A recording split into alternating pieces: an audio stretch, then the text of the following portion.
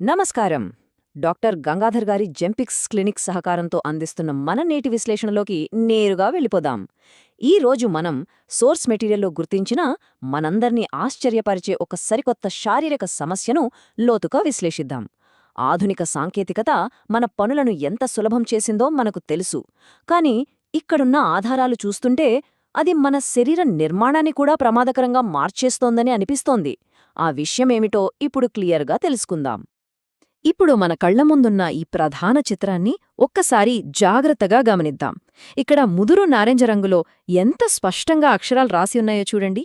అలాగే ఆ వెనకాల ఉన్న మెడికల్ బ్యాక్గ్రౌండ్ ఇమేజ్ చూస్తేనే పరిస్థితి తీవ్రత మనకు ఇట్టే అర్థమవుతుంది. ఈ డిజైన్ అంతా చూస్తుంటే ఇది కేవలం ఏదో సాధారణ సమాచారమివ్వడానికి చేసినట్లు లేదు, ఒక అత్యవసరమైన తీవ్రమైన హెచ్చరికను జారీ చేస్తున్నట్లుగా స్పష్టంగా కనిపిస్తోంది. ఇక మొదటి విభాగానికి వద్దాం. టెక్ హంచ్ సంక్షోభం, ద టెక్ హంచ్ క్రైసిస్. ఇది ఎందుకు ఇంత తీవ్రమైన సమస్య చూద్దాం.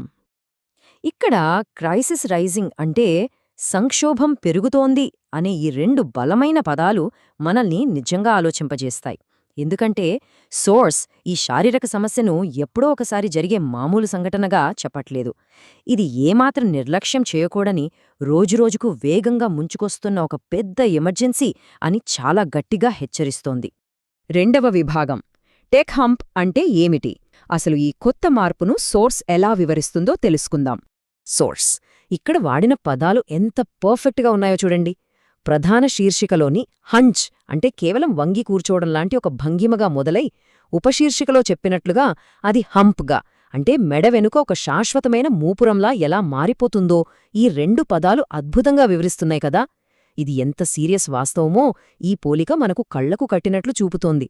సోర్స్ ఇచ్చిన సమాచారం ఆధారంగా దీన్ని మరింత స్పష్టంగా నిర్వచించాలంటే, ఈ టెక్ హంప్ అనేది పూర్తిగా ఒక సరికొత్త ఆరోగ్య సమస్య. ఇది వయసు పైబడటం వల్లో లేక ఇంకేదైనా సహజ కారణాల వల్లో వచ్చింది కాదు. ఇది పూర్తిగా మన ఆధునిక జీవన శైలితో ముడిపడి పుట్టుకొచ్చిన ఒక సరికొత్త వింత సమస్య. మూడవ విభాగం, అసలు కారణం. ఈ సమస్యకు మూలమెక్కడుందో ఇప్పుడు లోతుగా పరిశీలిద్దాం. చాలా సింపుల్ అండి. ఇక్కడ కీలకమైన విషయమేమిటంటే, ఈ మితిమీరిన సెల్ఫోన్ వినియోగం అనేదే ఈ మొత్తం సంక్షోభానికి అస్సలు కారణమని టెక్స్ట్ చాలా క్లియర్గా తేల్చి చెబుతోంది.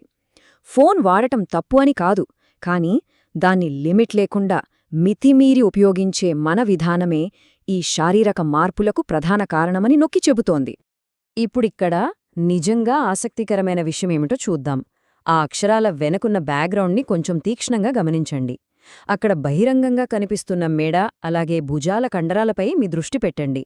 మనం తలవంచి గంటల తరబడి ఫోన్ చూస్తున్నప్పుడు ఆ కండరాలపై ఎంత విపరీతమైన ఒత్తిడి పడుతోందో ఈ చిత్రం మనకు చాలా ప్రాక్టికల్గా చూపుతోంది.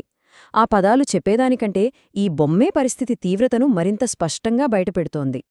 నాలుగవ విభాగం, యువతపై ప్రభావం. ఈ సంక్షోభం ఎవరిని ఎక్కువగా బాధిస్తోందో తెలుసుకుందాం. ఇక్కడ ఈ వేలాది అనే సంఖ్యను ఒక్కసారి హైలైట్ చేసి చూడండి.